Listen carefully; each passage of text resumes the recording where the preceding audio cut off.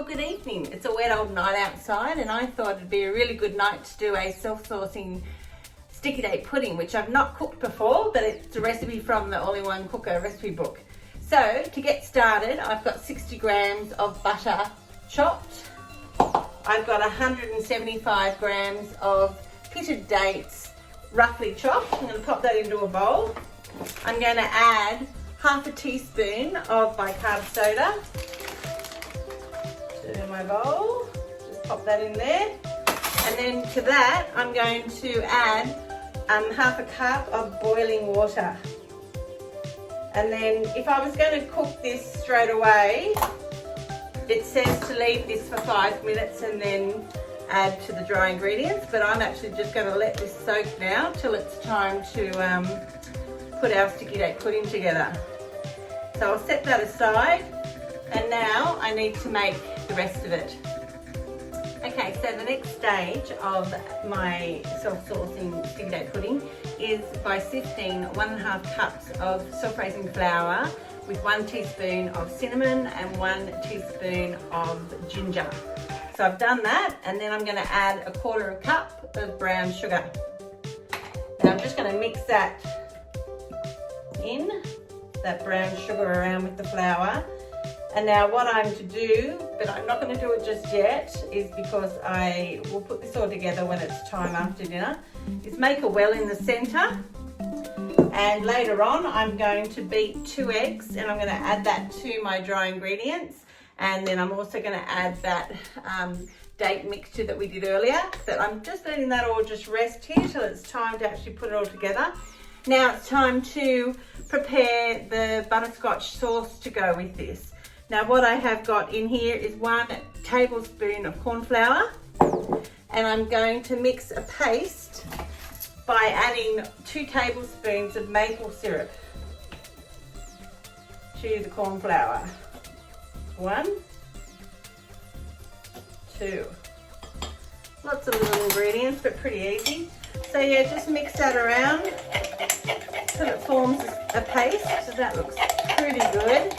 Now what I'm going to do with this is I've got 1/2 cup of brown sugar, and I also have 40 grams of butter that I've chopped up to put into the sauce.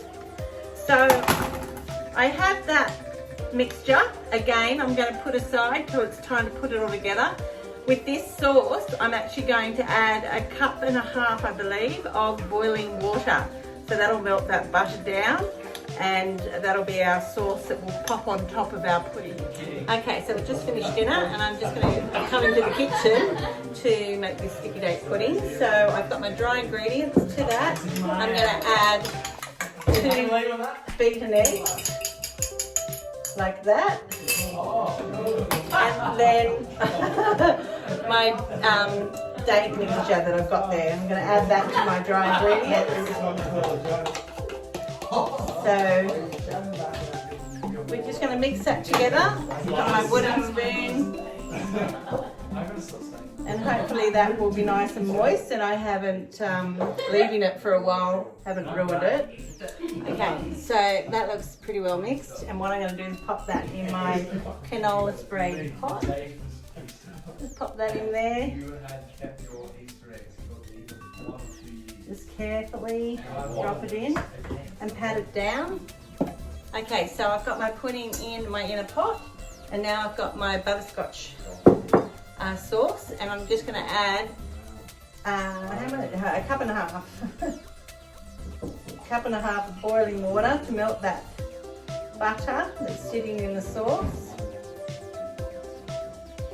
So it's a self-saucing pudding. I'm just going to mix that, and I might get my camera so you can see what's in the pot. Okay, so that's my pudding, and this is my sauce, and I'm going to use the back of a spoon.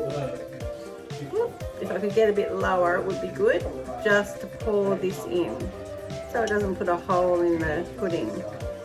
Just carefully, and the smell is amazing. It truly is butterscotch. Might just move it around that way.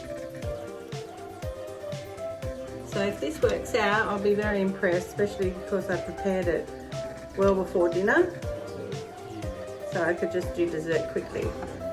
So there's my self-saucing pudding ready to cook. So I'm going to pop the lid on, put the seal to seal, and then I'm going to set the timer to manual, which is the bottom one, and set the time to 6 minutes and press start. Anyway, we'll see what happens.